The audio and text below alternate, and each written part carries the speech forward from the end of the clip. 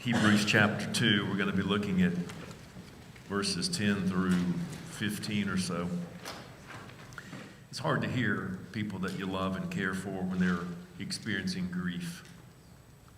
And many of you in this room are in the throes of it right now for various reasons. And that's why this text, beginning in verse 10, and bringing many sons and daughters to glory. The force of the verb is "and having brought." It's an aorist participle active, if you're interested. Having brought. And I just lost the ability to change slides. Here we go.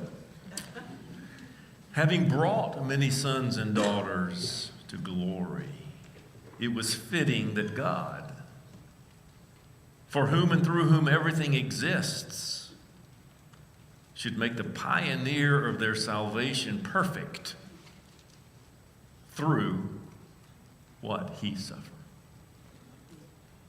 I just simply read this text, and many times I go, huh?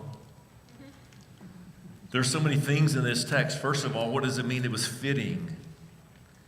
What does this word pioneer mean? What does it mean that the Son is our pioneer? What does it mean that he was made perfect?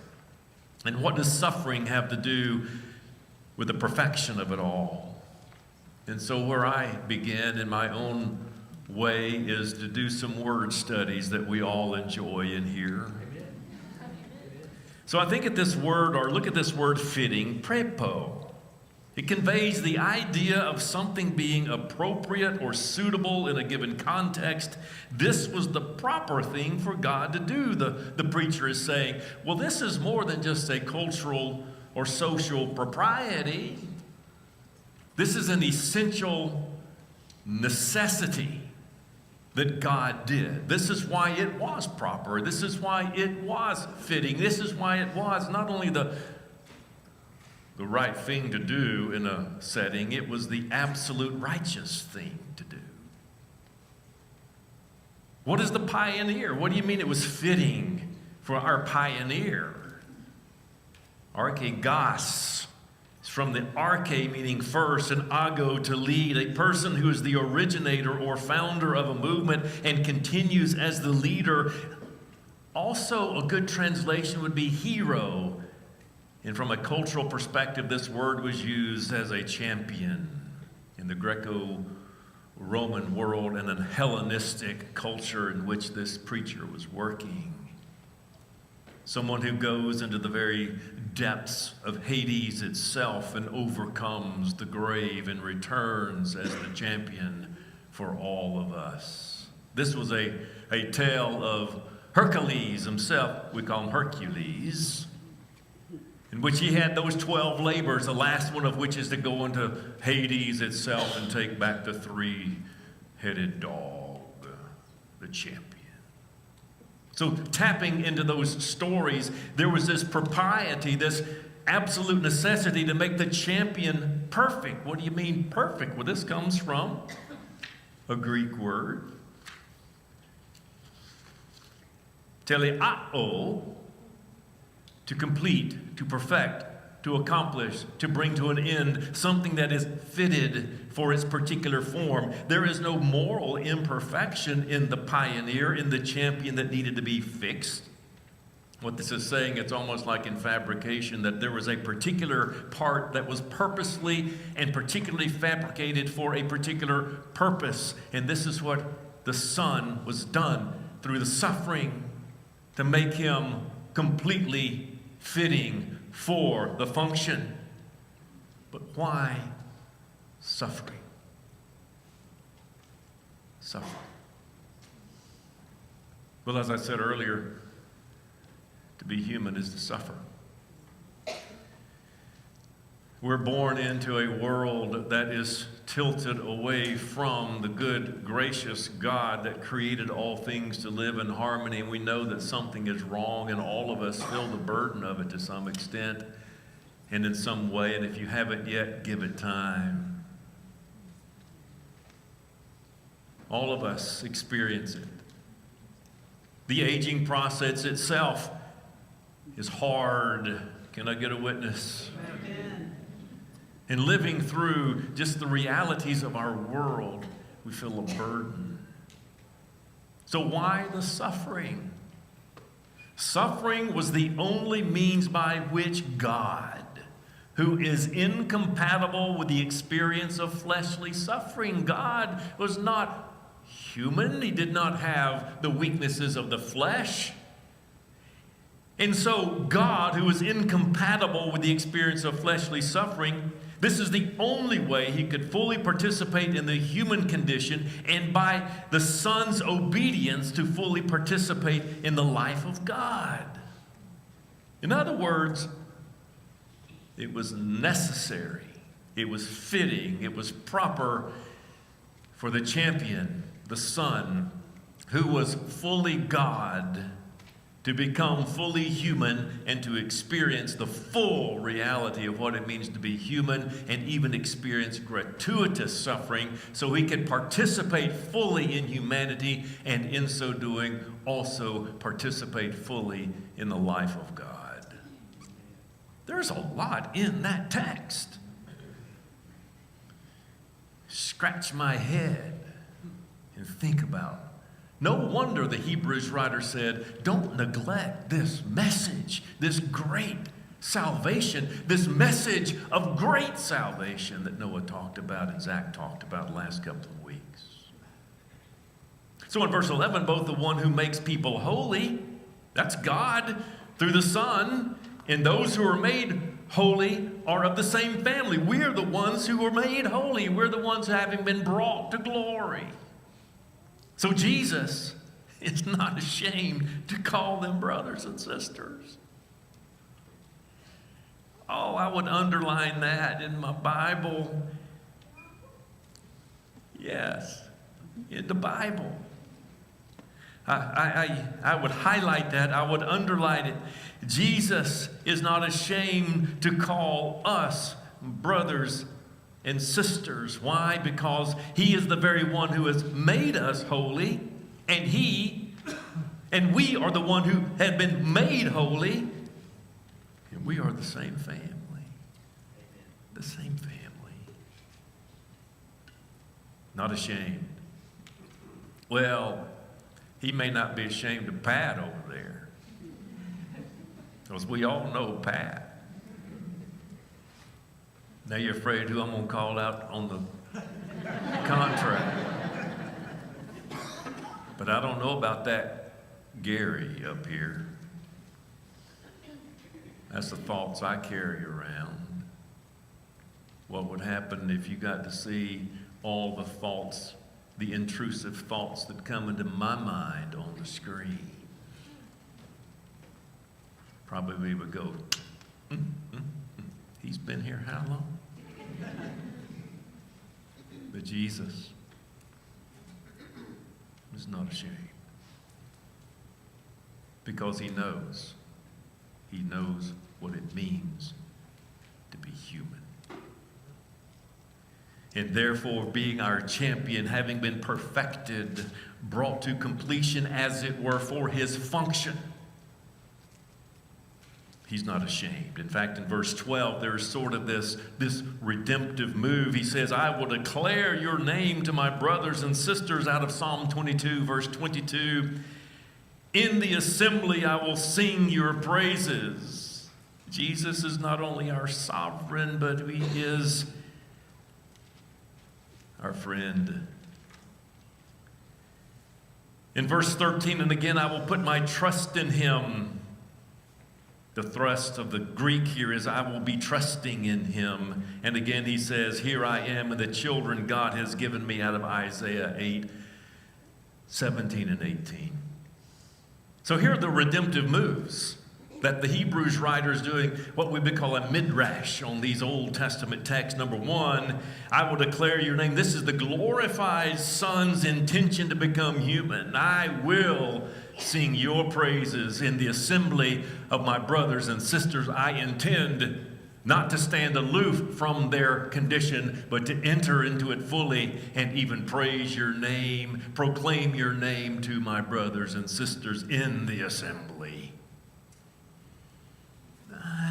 Fascinating. We heard earlier, as we talked about angels, that angels participate in our assembly, but the one who truly is at the center is none other than the risen Christ, who is speaking and present. And then when he says, I will put my trust in here, this is the incarnate Son relying on God, that when I'm experiencing the full gamut of human suffering, I will be trusting in God. And that's what it means to be fully human, truly human. Whenever sin comes into the world, into our own hearts, into our lives, and into which we have been born, we lose our humanity. Because then we become self-absorbed and we don't live into the full image of God that He's called us to. And so God Himself had to come as a full human being. And God in the Son says, in that state I will be fully trusting in you. And now the exalted Son, He says, here I am with those I have rescued and redeemed. You see the full parable, as it were, this parabola of salvation. The exalted Son, the suffering Son, the redeemed, glorified Son.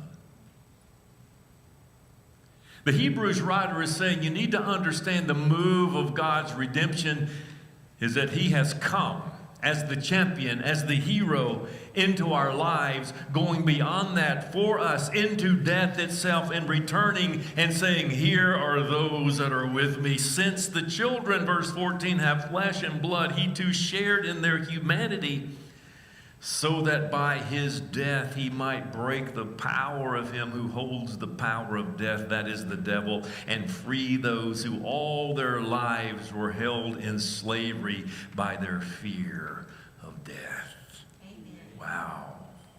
He's a preacher. So there are three metaphors. We've looked at two of them. The pioneer, which we're also calling the hero or the champion, and now the liberator, the rescuer. There is Exodus language here. We have been liberated.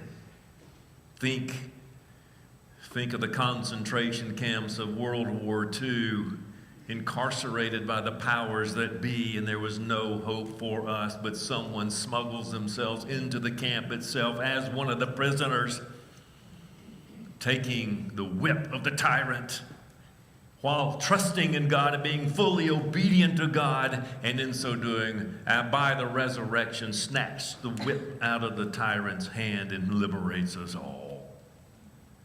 And so the third metaphor that we will look at maybe next week or the one after, because of that, He can become our high priest. Now I'm going to stop there in the text and pause with you as we think about this sermon that He just preached, or He's preaching.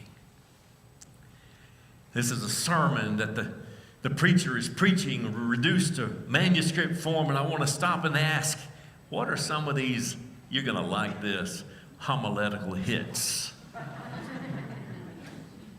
And I am just on a roll. What is hitting it? What points are being struck at this moment? Well, first of all, the incarnation speaks profoundly to the merciful heart of a humble God. Have you ever thought about humility being an essential quality of God? Oh, we think about glory and power and honor and mercy and compassion. But God, in God's essence, is humble. Now, how did you get there, preacher? I'm asking this preacher. Because this preacher had just described what it means to be truly humble. If Jesus is the full expression of God, which the Hebrews writer says He is, and Paul says that this Jesus did not consider equality with God to be grasped, but emptied Himself and humbled Himself, then that tells us that the essential quality of God is humility. Wow. Humility. I wonder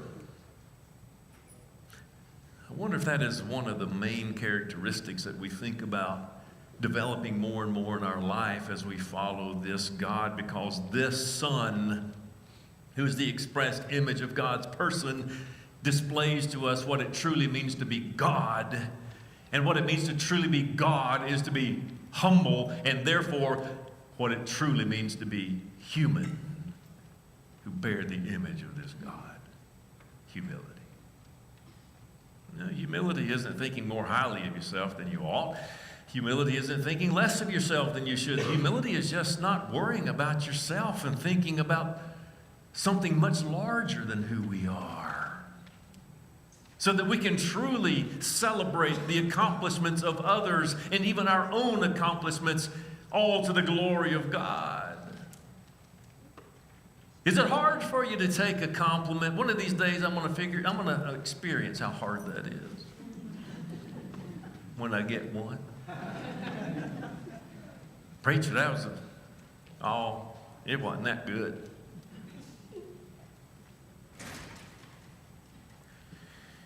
That's as much pride as anything, because it's still about me.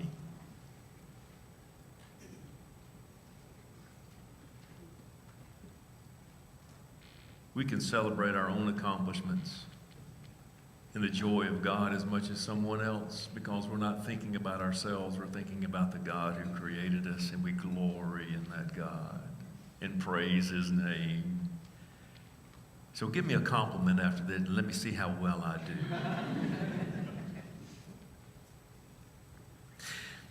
I also think about a homiletical hit. To be human is to suffer. I wrote that a couple of weeks ago. To be human is to suffer. And I don't know if I really like that. I don't think this was God's intention. And the whole concept of suffer, as Chris shared with us a few minutes ago, is a very complex conversation. Why is it necessary? Why couldn't God create a world where we would always make the right choices and therefore never suffer? I suppose that would be a great world, as we've talked about before, but for authentic, genuine, free, reciprocal love to be possible, there must also be the possibility of rejecting that love and therefore violence and hatred. And suffering is a reality. Suffering perhaps is that crucible in which we finally begin to understand what it means to be frail human beings and the need for the God who became frail human. The divine Son willingly subjected himself to the human condition of suffering, connecting God to us in an intimate, familial way as a family member, sons and daughters, brothers and sisters. Because of his suffering, he could wrap his arms around us and come to the Father and say, "These are the people, these are the ones that you have given me." I love, and don't put this on the screen back there, Todd. I just want to read this. From Thomas Long commentary on these verses, the words that he spoke were so gripping. I wept when I read them. So I reread them and I wept again. The third time I reread them and I teared up again. So hopefully on this fourth time I can do it without any of that. But listen to these words. The preacher is saying that when the gaze of the eternal Son of God encompasses a criminal on death row, when the glorified Son sees a homeless woman crawling into a cardboard box to keep from freezing at night, when the Lord of all sees a man raged of dignity and purposes by schizophrenia. And when the divine heir of all things